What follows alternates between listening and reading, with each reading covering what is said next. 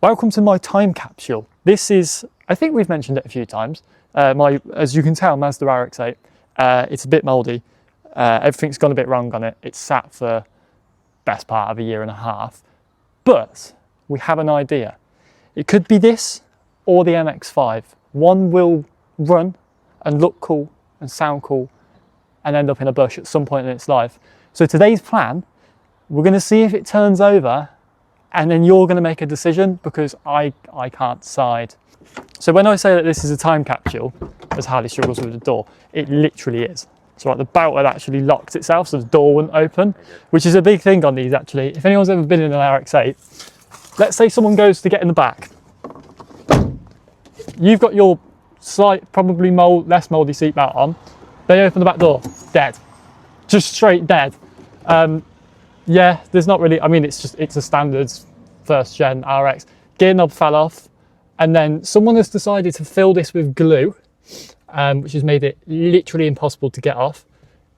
It's just a bit dirty in here. I was expecting it to be a lot worse, but it's not. Seatbelt's a bit dirty, there's a bit of mould, carpets ain't great, but it's better than what I thought it would be. So that's a good start. Speaking of starting, we should try that. So yes, we're going to try and get my very first project car back on the road. All we need to do to make a start is see if it runs. It's worth noting at this point, I am the most incompetent man with a tool in my hand, so this could be quite painful to watch. Is this safe? Maybe. It's kind of like moulded itself. It's quite disgusting. So after this, we're going back to Halfords and buying a new socket set, because they're now yeah. What if I hit it with a hammer? Would that work? You broke out his faster sophisticated toolkits. I'm tempted, because that's off, but it's not. What size? Right, look. Yeah. Yeah. It's off, yes, but it's just kind of welded on, so it just needs to be hit with a hammer. Or wiggled. Oh. Oh, well, there we go. She's a big girl. She's a big girl. Bless.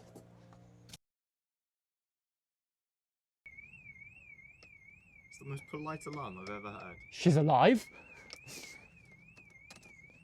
I actually just shit myself as well, because there was a flash of orange on my leg. Yeah. Why is it so quiet?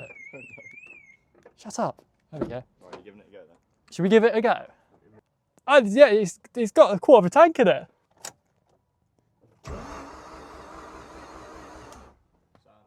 Whoa. That's all it will do, won't it?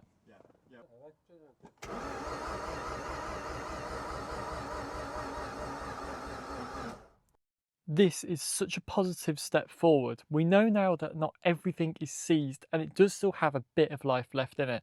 You've got to remember this car's been sat for a good year and a half, so we didn't really know what we were coming into. Interior wise, it wasn't as bad. There's a bit of mould, but it's nothing major, and rust is the same as what it was before. With this being the first project car I owned, I've got loads of memories with this car, and I'd love to get it back on the road. We knew it weren't going to start with the stagnant fuel in it, and we didn't really want to risk it. So even just hearing it turn over was a massive bonus. So we know it turns over. We have a bit of a dilemma with this car. Obviously we've got the MX-5. MX-5 is still cool, but I haven't had it long enough to have a connection with it. This, I drove around for ages, enjoyed it, but then the clutch went and there's that oil cooler line, this, that and the other.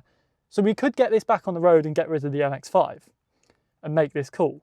But once it's back on the road, tax, insurance, fuel will be a lot more than the MX-5. So it's kind of like, it's either or. We could do one or we could do the other. So rather than me deciding, because I can't decide anything in my life, including what I have for dinner at night, I want suggestions. Do we make another MX-5 like everyone else does?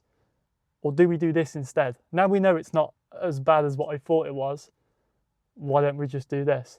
So let me know what you think. If you say neither, I will find where you live. Simply. Thanks for watching. Take care.